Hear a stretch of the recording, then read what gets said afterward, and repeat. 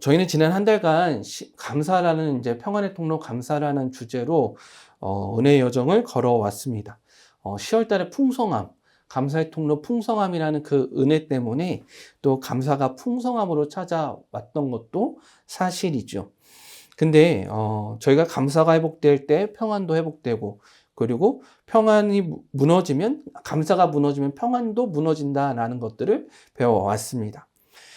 지난주에는 감사가 우리의 삶의 예배로서 하나님께 감사가 하나님께 드려지는 예배가 된다는 것 또한 저희가 살펴봤는데, 오늘은 성도님들께 제가 감사 설교를 하면서 가장 처음에 여쭤봤던 물음을 하나 하려고 해요. 뭐냐면 이거예요. 성도님들, 내 손에 쥐어진 모든 것들이 사라져도 하나님 앞에 감사를 할 수 있느냐라는 이 물음입니다. 내 손에 아무것도 없어도 우리는 감사할 수 있는가? 라는 이 물음.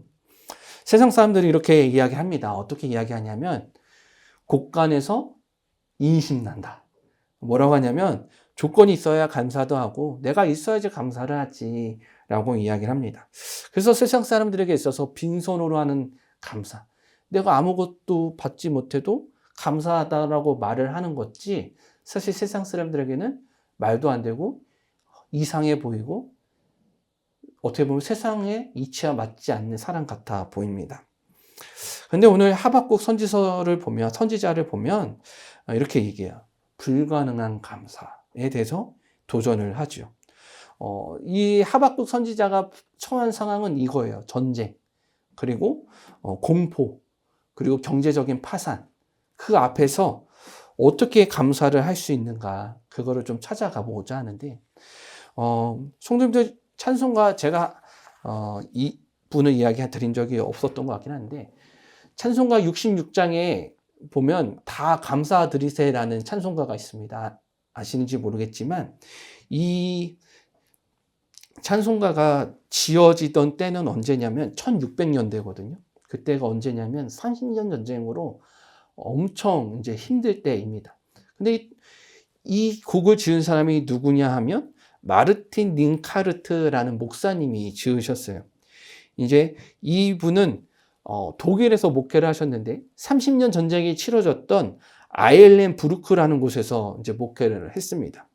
전쟁으로 이제 도시가 포위가 되고 엎친 데 덮친 격으로 흑사병이 창궐을 합니다. 그래서 어떻게 되냐면 도시는 거대한 무덤이 됩니다. 제가 사진을 하나 준비했는데, 물론 이때 당시에 찍은 사진은 아니에요. 근데 흑사병을 창궐해가지고 도시가 아예 무덤이 돼버린 거예요. 이 한 해, 1637년 한 해 동안, 이 링카르트 목사님이 장례를 치른 성도의 수가 몇 명이냐면 4,480명. 그리고 하루에 평균 15명 정도 장례를 치렀고요. 많게는 하루에 50명의 장례를 치렀습니다.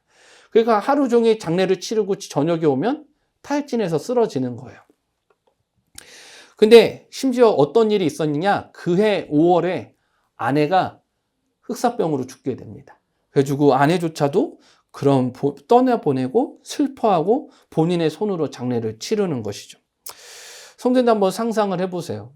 바깥에선 전쟁이 일어나고 흑사병이 창궐하고 사람들은 매일 한 해 동안, 1년 동안 4,400명이 넘는 사람들 장례를 치르는데 죽는 사람들 매일같이 보고 얼마나 절망적이겠습니까? 그리고 창밖에는요, 포탄 소리와 그런 전쟁 소리가 끊이지 않습니다. 집안에는 엄마를 잃은 아이들이 있어요. 그러면 아이들을 보면서 어떤 마음이 들까요? 그런 아이들에게 줄 거는 빵 조각 하나밖에 없는데, 그런 아이들을 보면서 이 목사님이 찬양 하나 지으세요. 이 찬양이에요. 다 감사드리세요. 성도님도 한번 생각해 보세요. 이 찬양의 가사 어떤 내용이 있냐면, 다 감사드리세요. 온망과 정성을 다해 주가 언제나 우리를 지키시네. 성도님들, 이 장면이 사실 그런 장면이에요. 전쟁과 그런 폐허가 되는 상황 속에서 자녀들하고 빵 먹을 것도 없고 아내는 떠나버린 상황에서 식사를 앞둔 그 상황에서 그 시를, 찬양의 시를 지은 이 곡. 그래서요, 이 목사님은 자녀들과 식사 자리에서 이 찬양을 불렀다는 거예요. 이게 성도님들 말이 됩니까? 어떻게 감사할 수 있어요? 이런 상황에서. 진짜 하루에 수십 명의 사람들을 죽음을 마주하면서 그 우리 집에는 먹을 게 없어서 아이들도 죽을 줄 모르는 그런 상황, 내 아내는 떠나버린 그런 상황에서 감수할 수 있을까요? 근데 분명한 사실은 그거예요. 이 목사님이 알았던 건 하나 있습니다. 조건은 사라져도 나를 붙드시는 하나님은 영원하다라는 사실입니다. 믿으세요? 아멘 소리가 너무 작으셔가지고 사실 이해는 돼요. 이게 쉽지 않은 부분이잖아요. 근데 오늘 저희가 좀 살펴봐야 되는 것은 무엇이냐면 이 하박국 선지자가 처한 상황이 이 링카르트 목사님하고 처한 상황과 똑같아요. 뭐냐면 전쟁을 앞두고 있어요. 그리고 전쟁에 앞두고 있는 상황, 포위되고 무너진 상황으로 인해서 모든 것이 파산되기 직전의 상황입니다. 그런데 이 말씀을 통해서 뭐라고 하냐면 하나님 주시면 감사합니다 라는 그 감사의 신앙을 넘어가서 어떻게 나아가느냐, 없고 없을지라도 하나님 감사합니다 라고 고백하는 하박국 선지자의 고백이 있다라는 것이죠. 그러면 저희가 이 평안을 이제 오늘 이제 그 평안을 완성시켜야 되는데 우리가 어떻게 평안을 완성시킬 수 있을까? 첫 번째는 따라해보실까요? 현실을 직시해라. 현실을 바라볼 줄 알아야 된다는 거예요. 16절 말씀인데 오늘 말씀은 아니지만 16절 말씀 한번 읽어볼게요. 시작. 내가 들었으므로 내가 창자가 흔들렸고 떨렸도다. 무리가 우리를 치러 올라오는 환난 날을 내가 기다림으로 썩이는 것이 내 뼈에 들어왔으며 내 몸은 내 초소에 떨리는도다. 아멘. 무슨 말씀이냐 하면 이제 바벨론이라는 나라가 남유다를 침공하기 전입니다. 그러니까 이제 곧 있으면 전쟁이 처지고 집이 불타고 가족들이 죽을 것이라는, 많은 사람들이 죽게 될 것이라는 공포가 이 하박국 선지자에게 찾아온 거예요. 성도님들 분명한 사실은 뭐냐면 선지자라고 두려움이 있을까요, 없을까요? 있죠. 목사라고 두려움이 있을까요, 없을까요? 있어요. 저희 성도님들 제가 그 얘기 했잖아요. 한번 교회에서 파트 전도사일 때, 분당에서 사역할 때 토요일마다 전도사들이 설교를 했어요. 새벽 설교를. 그래가지고 어떻게 하냐, 금요기도 때 이제 금요기도 전에 교회 가서 금요예배 드리고 토요일날 새벽에 설교하러 이제 가는 거예요. 근데 교회에서 어디서 잤냐면 이제 3층에 유년부실이 있습니다. 거기 온돌 장판이 됐거든요. 거기서 이제 젊었으니까 그냥 이불 하나 덮고 그냥 자는 거예요. 자고 이제 새벽에 나가는 거죠. 근데 기가 막히게 교회 계단이 너무 껌껌한 거예요. 교회인데. 그래서 가다가 쳐다보고 설교를 끝나고 올라가려고 하는데 계단으로 도저히 갈 수가 없는 거예요. 그럼 어떻게 할게요? 엘리베이터 타고 올라가는 거예요. 그 정도로 저도 정말 아주 교회인데 왜 이렇게 무섭지? 라고 생각한 적이 있습니다. 전도사인데 교회에 있었음에도 설교를 하고 왔었음에도 무서웠을까요? 안 무서웠을까요? 무서워요. 저도 똑같은 사람이에요. 아마 다 똑같이 찾아오는 재난, 그런 문제, 그런 무서움 앞에서 다들 무서워하게 되어 있습니다. 그래서 17절을 이렇게 이야기해요. 하박국 선지자가. 읽어볼게요. 시작. 비록 무화과 무성하지 못하며 포도나무에 열매가 없으며 감람나무에 소출이 없으며 밭에 먹을 것이 없으며 우리의 양이 없으며 외양간에 소가 없을지라도. 아멘. 이게 이렇게 반복이 됩니다. 따라 해보실까요? 없고 없다. 없고 없다라고 이야기합니다. 무엇이 없느냐? 찾아보면 이거예요. 무화과 나무도 없고 포도나무도 없고 감람나무도 없고 밭에 식물도 없고 양과 소도 없다라고 이야기를 합니다. 성경이 여기서 말하는 없다라는 것은 그냥 단순히 없다라는 게 아니에요. 내가 돈이 좀 없어 라고 했을 때 돈이 한 푼도 없으세요? 그런 적 없으시죠? 내 지갑에는 1,000원짜리 하나라도 있어요.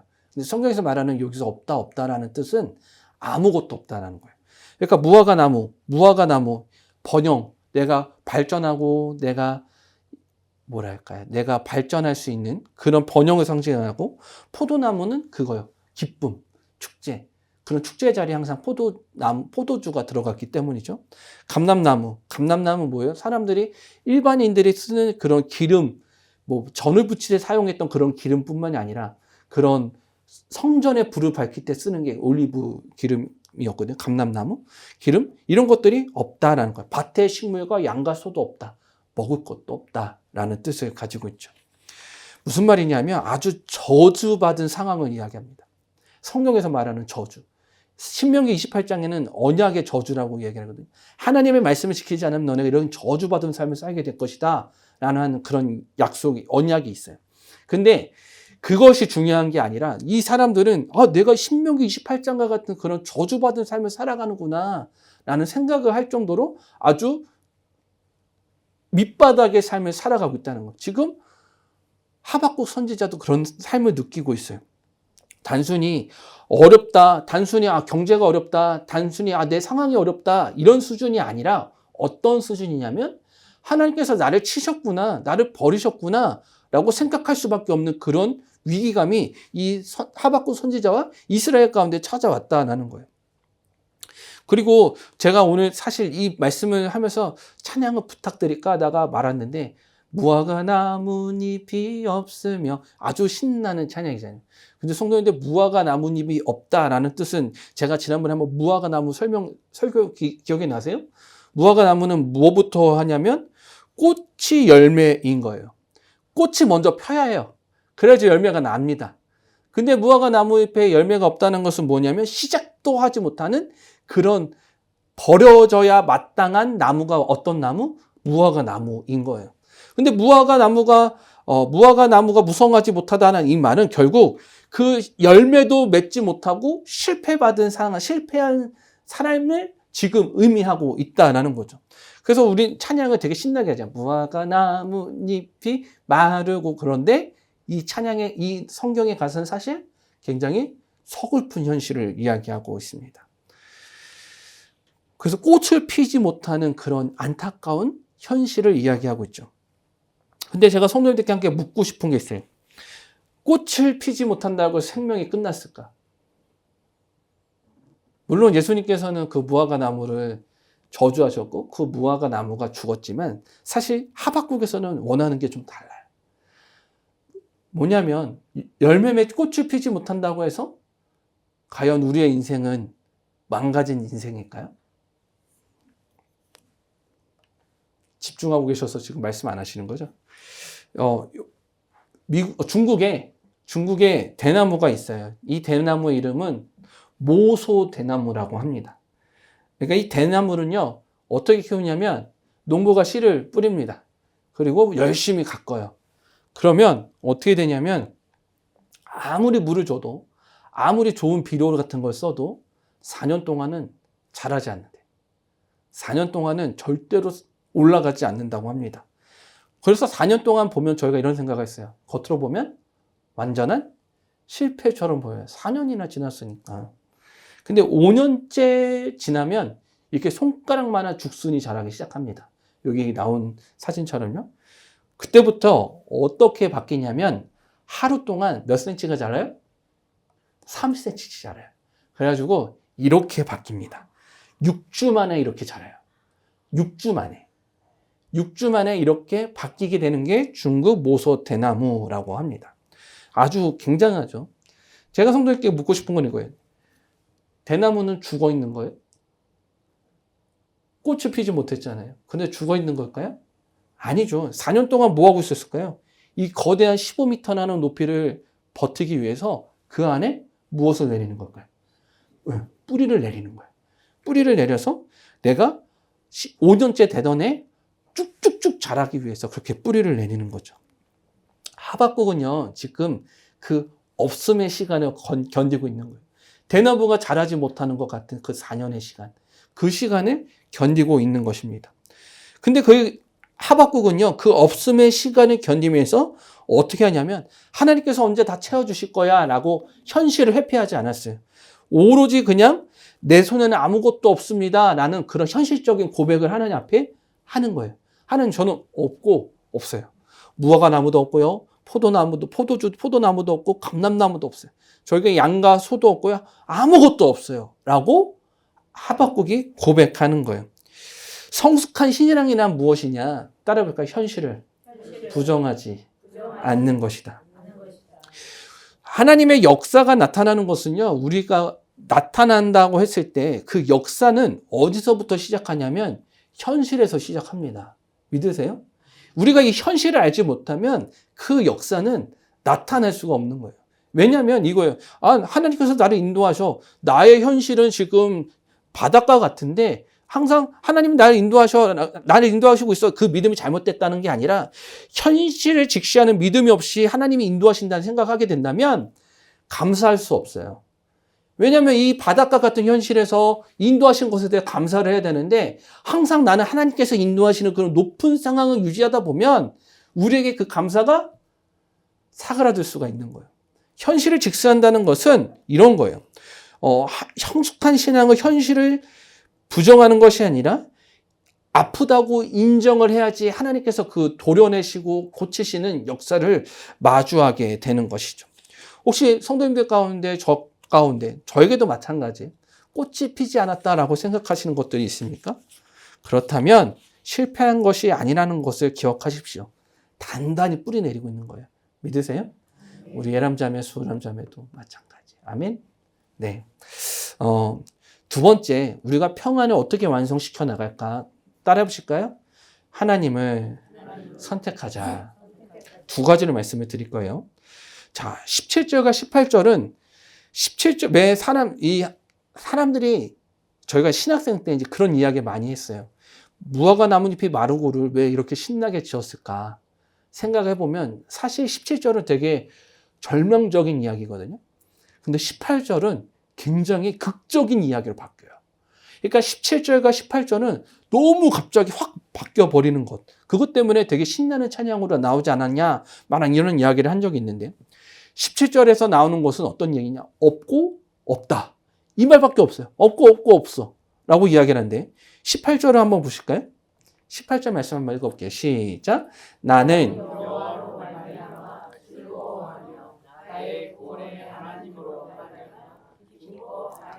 아멘. 18절은 어떻게 나오냐면 이렇게 해요.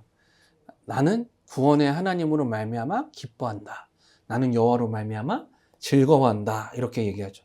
여기서 기억해야 되는 건 뭐냐면 18절에서 굳이 들어갈 필요는 없지만 여기서 나는 여호와로 말미암아 그 앞에 들어가는 게 있어요. 그러나 나는 이라는 뜻을 가지고 있어요.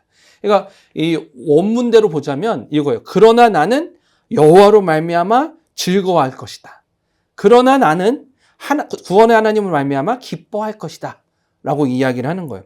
이 그러나라고 되어 있어요. 그러면 한번 생각해 보세요. 뭐냐면 없는데 왜 18절에는 그 기쁨으로 바뀌게 되느냐.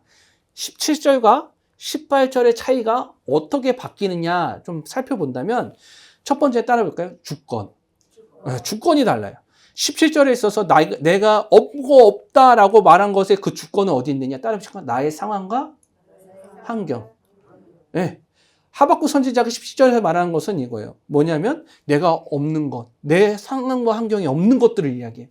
포도나무, 감람나무, 무화과나무, 양과 소 그런 것들만 이야기한다는 거예요.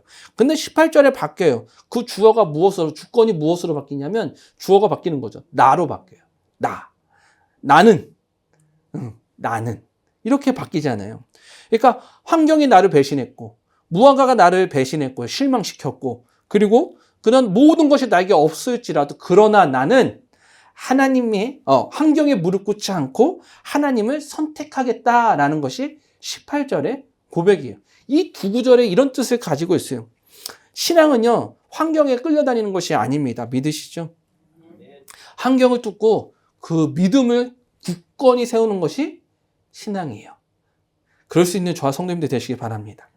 자, 두 번째로 어떤 변화가 나타나냐면 기쁨이 바뀌어요. 그러니까 기쁨이 바뀌는데 뭐냐면 여기서 즐거워한다라는 뜻은 18절에 즐거워한다는 뜻은 어떤 거냐면 아, 너무 좋다라는 것을 떠납니다. 어느 정도로 바뀌냐면, 성도님들 정말 좋은 미친놈처럼 막 하는 그 웃음이라고 있다고 하잖아요. 뭔지 아세요? 빙글빙글 도는 거예요. 이렇게 저는, 여기서 즐거워한다는 뜻이 어떤 것을 가지고 있냐면, 빙글빙글 돌면서 즐거워한다는 뜻을 가지고 있어요. 그러니까, 16절에 보면은, 어땠냐면, 무서워했어요.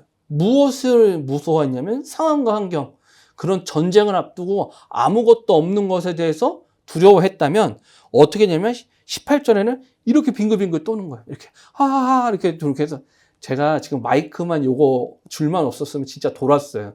근데 제가 보여드릴 수가 없었어요. 제가 이 기뻐한다는 뜻은 무엇이냐면 장례식장과 같은 그런 마음을 이제 축제장으로 만드는 그런 전환이 일어나게 됩니다. 이것이 어떻게 가능하느냐? 내가 상황과 환경을 보던 믿음에서 나에게 봐서 하나님으로 말미암아 기뻐할 수 있는 신앙. 저는과 같이 죽었던 신앙에서 축제와 같은 신앙이 바뀔 수 있는 이유는 무엇이냐? 따라해볼까요? 여호와로 말미암아. 여호와로 말미암아라고 되어 있습니다. 여호와로 말미암아. 여기 하나 더 뜻이 들어가야 돼요. 뭐냐면 여호와 하나님 안에서 말미암아, 이런 뜻이에요. 하나님 안에서. 이 뜻을 가지고 있어요. 그러니까 왜 기뻐할 수 있느냐? 하나님 존재 안에 있기 때문에. 하나님 안에 있기 때문에 우리는 기뻐할 수가 있는 거예요. 믿으세요? 제가 하나 또 예화를 준비했어요. 이분은 누구냐면 페니 크리스비라는 이 여사입니다. 8,000곡의 찬송 시를 지었어요. 그래가지고 많이 저희 나라에서 쓰이는 건 별로 없지만 이제 외국에서 쓰이는 찬송가가 많습니다. 근데 이 여사가요, 이 크루스비 여사가 태어난 지 6주 만에 시력을 잃었습니다. 그 선글라스 끼고 있죠. 그래가지고요, 볼지 못했어요. 빛이 없고요, 볼 수 없습니다. 그래가지고 아무것도 없는 그런 인생인 거죠. 아무것도 없는 인생. 근데 아무것도 보지 못하니까 이분께서 하실 수 있는 게 뭐냐면 찬양으로 시를 짓는 거예요. 근데 아무것도 보지 못하는데 시를 짓는 게 참 대단한 겁니다. 왜냐하면 시는 우리에게 그런 보이게 만드는 것도 있잖아요.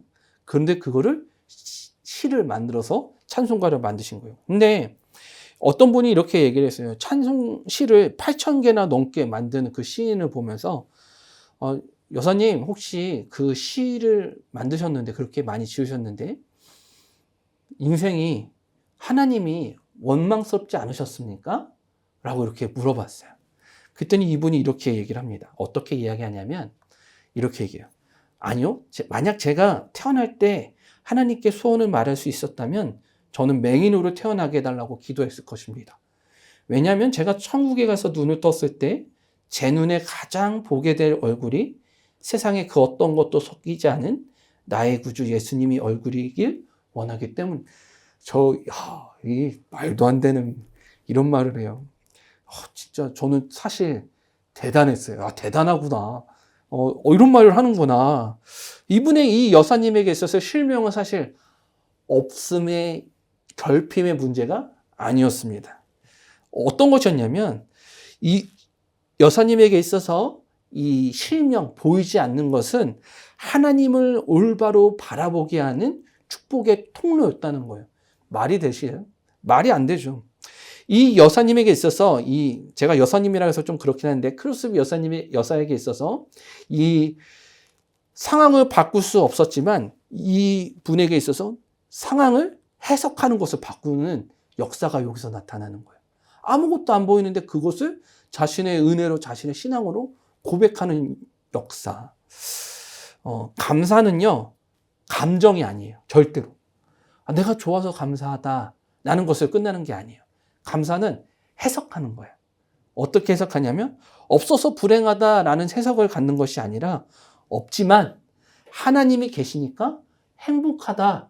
그렇게 바뀔 수 있는 게 감사라는 거예요. 이런 고백이 저와 성도님들 가운데 나타나게 축복하고 축복합니다. 제가 사실 이거 설교 끝에 말씀을 드려 했는데 성도님들하고 저녁을 같이 드셨잖아요. 우리 임가신 권사님께서 식사를 대접하셔서 먹고 나오는데 너무 좋은 거예요. 그냥 좋더라고요.